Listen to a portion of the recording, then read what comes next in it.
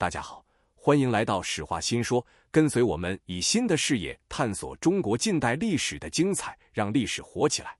2024年3月17日，美军一架 B-52H 同温层堡垒战略轰炸机从关岛安德森空军基地起飞，随后发射了一枚 AGM-183A 高超音速武器。这是 AGM-183A 的第5次试射，前面4次都失败了。随后负责研发的洛克希德马丁公司立刻大张旗鼓地表示 ，AGM-183A 已经准备好装备美国空军了。相对于洛克希德马丁公司的高调，美军却悄无声息，很明显美国军方对测试结果不满意。美国空军原本的计划是用廉颇老乙的 B-1B 轰炸机机群作为 AGM-183A 的作战平台，通过外挂和内部安装，每架飞机最多可安装31枚这种武器。结果洛克希德马丁公司不仅无法实现老设备的再利用，也不能让新导弹符合条件。美国国会当即裁减了 1.61 亿美元的研发经费。这不是说不研发了，而是美国真急了，在警告洛克希德马丁公司，再不努力，订单就不给你了。美国很着急，俄罗斯的匕首已经在俄乌战争中出手不凡，3次实战中均做到了一剑封喉。第一次摧毁了一处乌军大型导弹和航空弹药库，第二次更是杀人诛心，正面突破并炸毁了基辅市的爱国者防空系统，第3次打击了乌克兰一处军事训练中心。至于中国，更是技惊四座，在国庆前发射的东风31精准打击预定目标，完成了联合国5常中其他4国都没有做到过的洲际导弹精准打击试验。眼看到手的鸭子要飞了，而且名声也会受损的洛克希德马丁公司也急了，但问题是他们不知道怎么改进啊。西方国家高超音速导弹和洲际导弹试射频频失败，没有其他原因，就是风洞技术不行。没有办法的洛克希德马丁公司秘密找到日本航空局，以日本开发航天器的理由向中国申请使用 GF-22 激波风洞。中国对此答复，没问题，给你们成本价报价50亿美元。同时，科技没有国界，使用我们的风洞必须共享数据。日本航天局回复，价格不是问题，但技术必须保密，互相理解，钱不够可以加，但技术参数上就不要强人所难了。中国一听，这没法谈了，于是干脆回绝，不好意思，没档期了。目前全球30马赫以上的风洞就我国这一家，我们还担心卖不出去吗？美国不是第一家向我们申请使用风洞的国家，法国曾向我国申请吹一次10倍音速的风洞，我国开价2亿欧元，法国觉得贵，双方还在谈。土耳其也同样申请使用10倍音速的风洞，且主动出价800万欧元，我国都懒得理他，把法国的报价复印件发给他们，要做就按这个来。欧洲航空航天局也向中国申请过20倍音速的风洞，我国开价5亿欧元，欧洲航空航天局说，钱不是问题，但我们要全程自己操作和记录。我国说，可以啊，但风洞是国之重器，这么贵的风洞，我们总得先检查一下你的模型吧，万一你的模型把咱们的宝贝卡住了怎么办？换句话说，就是把你们的研究数据和我们共享一下。其实我们还真看不上欧洲航空航天的技术，这么做的真正原因是，以前他们就是这样对我们的，我们现在以其人之道还治其人之身。在风洞技术上，突然间我们是不是有一种万国来朝的感觉？这是怎么回事啊？要知道，世界上第一个超音速风洞是美国做出来的，风速是 2.75 马赫，而且在60年代以前，作为当时前沿科学代表的美国，囊括了全世界唯一的5个超音速专家。1961年，美国更是再上一层楼，利用2战时期从德国缴获的第一个最高风速达10马赫的连续式高超音速风洞原型机，在阿诺德中心建成了最高风速达12马赫的高超音速风洞。借助这些当时的黑科技，美国在战斗机、航天飞机、火箭发射上一骑绝尘，独步天下。如果美国科学界继续沿着这条轨迹发展下去，到今天他们的风洞技术将跑得连人影都看不见，让我们难以望其项背。对我们而言，在这个历史时刻，中国非常幸运地获得了上天的2点眷顾。第一点，我们前面提到的全世界唯一的5个超音速专家中，有一个是中国人钱学森。钱学森回国后开枝散叶，桃李满天下，第二点，美国在科技发展上遇到了能力陷阱。能力陷阱的意思是，你的优势有时会成为制约你发展的最大障碍。比如，一个人非常擅长技术方面的工作，公司离开了他就运转不动。这个时候，即便他其他方面也突出，甚至有机会成为总经理候选人的时候，往往会因为擅长技术这个优势而第一个被董事会踢出局。很简单，他当总经理后，谁来解决技术问题？风洞制造既费马达又费油，制造难度大，运营成本高。中国 JF-22 激波风洞的运营成本是1毫秒1万人民币，一次持续时间是130毫秒，也就是说按一下就是130万。而一个飞行器的定型时长需要上万小时，仅吹风洞的成本就是一笔天文数字。美国人在计算机技术上起步最早且技术最好，也是最早实现用计算机模拟核试验的国家，才有底气第一个跳出来要求全球禁止实弹核试验。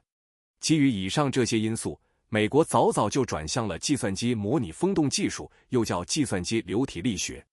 中国很快获知了美国的研究方向，摆在面前就2条路，跟或不跟。实际上我们想跟，因为这是真金白银的节省。别看我们现在的基础设施、电力供应比美国好一大截，当时可是差一大截。问题是我们的计算机技术各方面都差，这种模拟需要海量的运算，而我们当时的超级计算机技术太差了，而且模拟需要顶级的软件技术，我们的编程也不行。评估了一圈后，钱学森得出结论，我们的技术底子和基础科学太差，没办法和美国比，实现不了计算机模拟，所以还是老老实实做实际风洞稳妥一些。美国是一个商业气息非常浓郁的国家，发现有希望用计算机模拟超音速风洞后，立刻停止了实体投资，理由那是铿锵有力，不能浪费纳税人的钱。问题是风洞有一个超级麻烦的问题，湍流。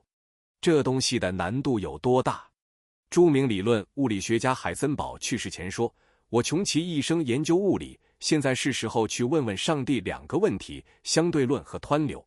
湍流的不断叠加和分解是那时和现在科学界都没有办法完全量化和分解的问题。就这样，美国在计算机模拟超音速风洞上再而三的栽跟头，止步不前。原本他们也有机会早早纠偏，但从事这方面研究的科学家担心放弃了不仅名誉扫地，而且研发经费会被删减，所以是屡败屡战，然后固执地表示已经取得重大突破，马上就要成功了。最终美国科学家经过不懈努力，成功研发了几套计算机模拟高超音速风洞软件，但风速连5音速都达不到，象征意义大于实际意义，聊胜于无。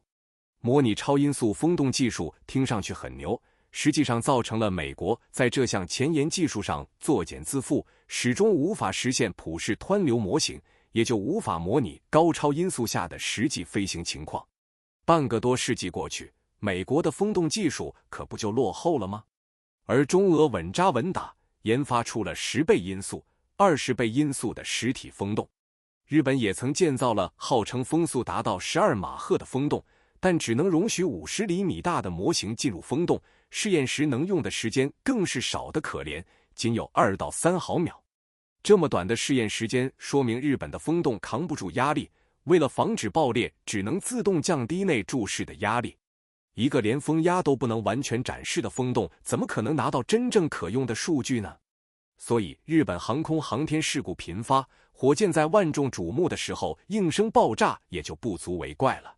这种高精尖技术，稍微一个数据错误就是满盘皆输啊。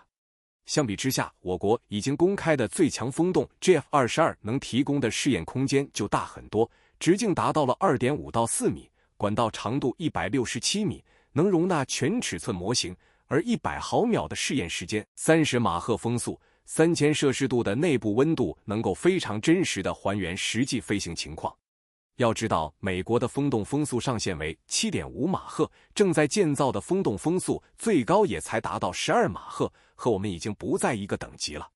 JF-12 激波风洞被誉为中国的黑科技，8个国家重大科研装备研制项目之一。该项目在2008年启动后，连续4年出现在美国国防部的年度报告中，被列为最应该关注的中国武器装备之一。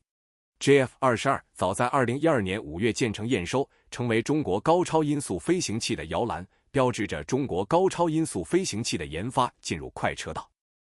2014年1月9日，中国军方首次试验了10倍音速高超音速飞行器，美国将之命名为 WU-14。之后，中国在高超音速导弹、无人机、飞行器领域的研发一发不可收拾，用美国人的形容是如脱缰的野马拉都拉不住。正是 JF-22 的存在，让中国在高超音速飞行器领域的研发从落后美国10多年到齐头并进，再到如今的弯道超车，让美军花费数千亿美元打造了20多年的导弹防御系统变得一文不值，也让美国态度大变。从80年代我国试射洲际导弹后，派遣军舰来哄抢我国的导弹数据仓，到如今我们发射 DF-31导弹后，立刻送上祝福的话语。我国敢于公开 JF-22 的技术和影像资料，实际上是笃定了其他国家无法偷师。得益于以美国为首的西方国家的技术封锁，国际上主流的高超音速风洞就是一个超级大炮，把模型放在炮管里，用火药的力量冲出气流。原理使用的是爆轰技术，就是用电子点火的方式控制大量炸药精确持续爆炸，产生极高的气流。中国走的是完全不同的路线，100%的自主创新。中国也是用爆轰产生高速气流，但不是炸弹爆炸的物理反应，而是利用化学技术，通过类似高能粒子碰撞的方法释放巨大的动能。所以 JF-22 又叫爆轰驱动超高速高含激波风洞。这些全是一套相辅相成的前沿科学整合而成的。如今我们可以用当年参观德国盾构机工厂吸气东输时，拜访通用公司天然气压缩机生产线的时候，对方工程师的话回敬西方，就算我们把图纸给你们，你们也造不出来。国际上风洞理论原本最先进的是美国，但因为早早放弃了实体风洞的深入研究，现在很多理论和技术已经全方位远远落后于中国。无论是风洞的材料技术、动能技术，还是在超高温和高压下不受风压和高温影响的测量仪器，中国已经领先全球20年。如今，美国痛定思痛，开始反过来重新发展实体风洞，正在建造多个10至12马赫的风洞。而我们则开始研发计算机流体这个技术，将它和实际的风洞技术相结合，从而达成技术上的相辅相成。毕竟万一以后计算机技术获得突破，让美国也来一个弯道超车就不好了。我们要自始至终保持领先，毕竟独乐乐不如众乐乐，我们怎么能让美国人独享欢乐呢？ JF-22 的推出反过来成功倒逼我国发动机技术的进步。我国在研的一款新型高超音速飞行器设计时速为9马赫，使用的联合循环高超音速发动机样机已经研发成功，并成功地进行了2次测试。中国的 C919 大型客机项目在研发过程中，正是依靠我国的风洞技术解决了气动外形、噪音控制等多个技术难题，使其在燃油效率、客舱噪音等方面比波音737和空客 A320 更有明显的后发优势。C919 在巡航时的机舱噪音只有60分贝，而波音737高达80分贝。JF-12 如今每2天就需要做一次风洞试验，测试项目已经排到了年底，非常饱和，因为每做一次测试就需要进行1次维保，周期正好需要2天。